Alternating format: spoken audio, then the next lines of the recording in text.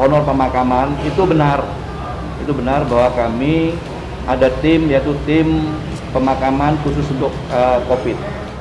Nilainya memang tidak sebenarnya 100.000 per jenazah yang dimakamkan, namun menjadi fantastis ketika dikalikan dengan 705 jumlah warga masyarakat Jember yang meninggal karena terpapar COVID.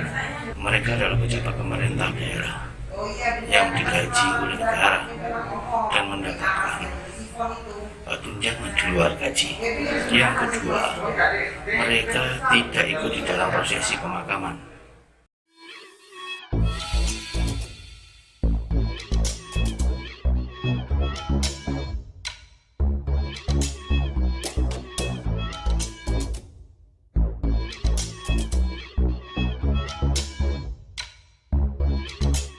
Tonton video ini sampai selesai agar Anda tidak gagal paham.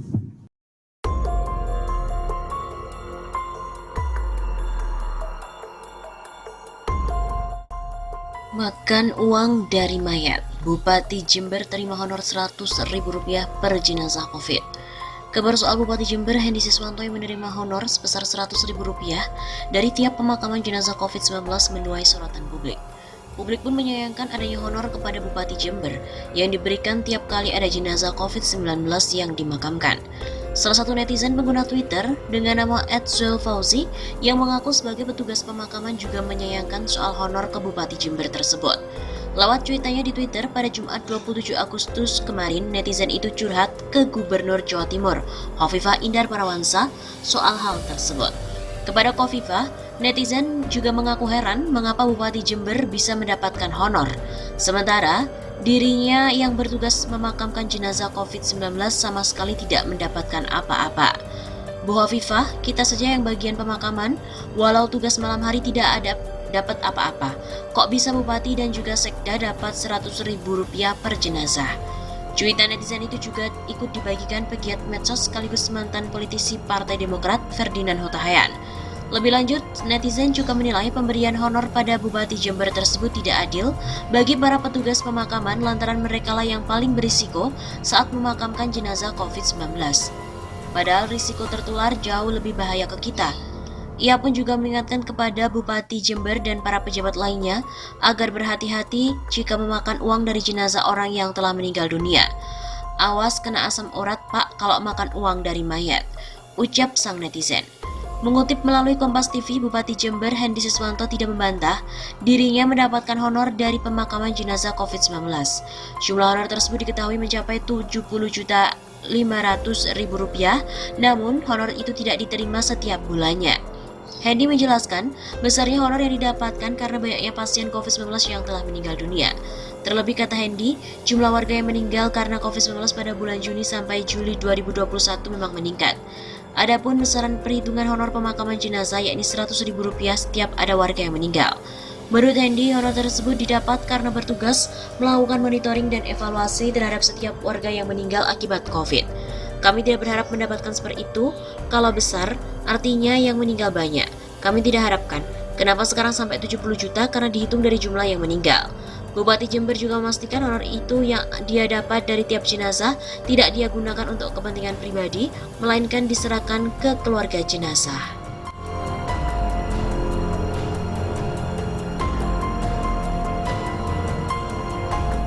Tiap hari kasusnya itu terus meningkat. Jangan sampai pandemi ini proyek. Bisnis rapid test, bisnis APD, bisnis obat-obatan. Jangan sampai di rumah sakit semua fokus urus COVID karena insentifnya besar Pak Ketua. Tapi jangan jadikan ini sebagai proyek. Cek juga ini para yang punya laboratorium. Jangan sampai alatnya ini hanya untuk COVID-kan orang.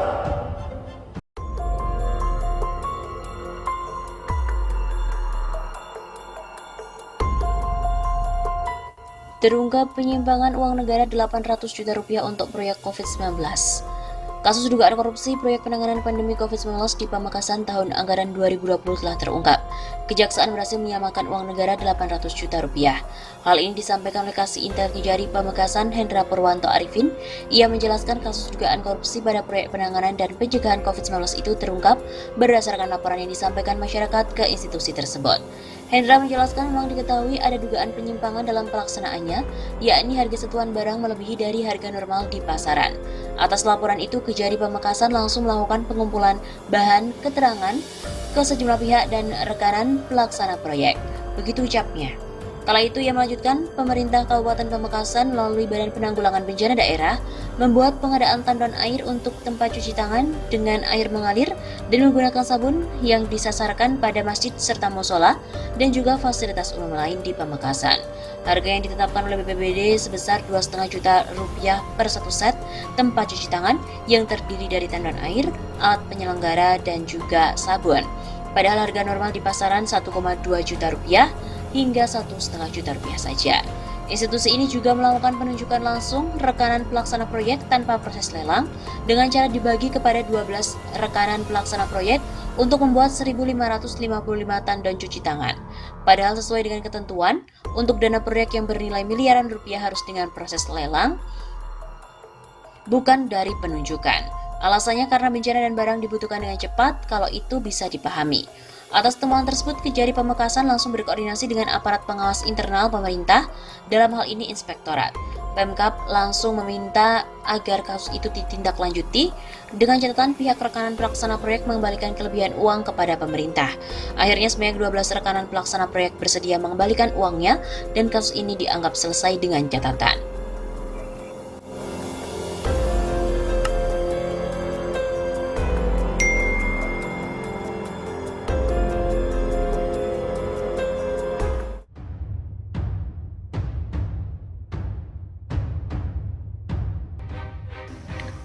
Persoalan korupsi yang melibatkan pejabat negara saat ini menunjukkan bahwa pemerintahan Joko Widodo lebih buruk dibandingkan zaman Orde Baru.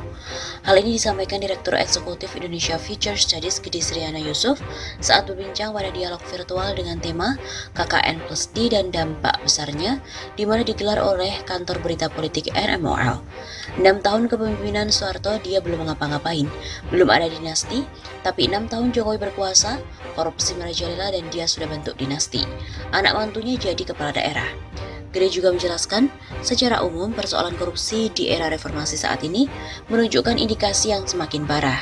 Hal ini terjadi karena adanya upaya-upaya penguasa untuk melahirkan dinasti dengan memanfaatkan akumulasi aset dari hasil korupsi.